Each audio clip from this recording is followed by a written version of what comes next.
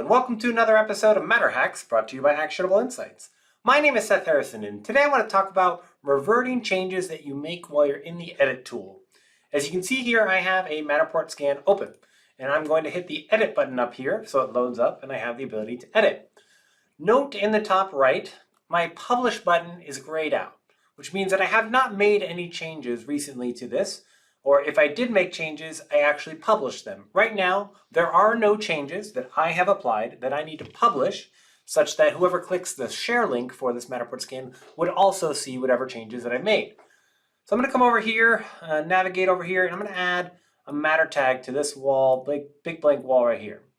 And I'm just going to add a matter tag, and I'm going to drop it in, and you're going to note as I do so, and I say, yes, change me back. There I have entered a title and description of the matter and hit done.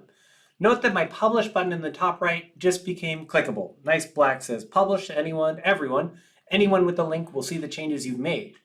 Now, I may have made this change and I may decide I don't want to apply this change to the public scan. And I have a couple different options here. I could come here, delete this matter tag, and if you'll watch when I do that, yes. Note that the publish button is still there, so it's recording that I've made changes in some fashion. So it's possibly not the best way to delete something, but I have this tool here that says Revert Changes. So I am going to add another matter tag just so we can see what this visually looks like. I'll add it on the floor here. Yes, revert. Hit done. I've got a new matter tag. And I'm going to click this Revert Changes button. And you're going to see here, Revert Changes. You can revert unpublished changes made by you and other collaborators. This will refresh the workshop and cannot be undone. And so it gives me options for the changes that I've applied. As you can see here, the only ones that I've made is matter tags. But I can select between defining the starting location, the various 360 views and 3D scans, floor names, settings, labels, measurements, highlight reel. I'm going to hit Revert here.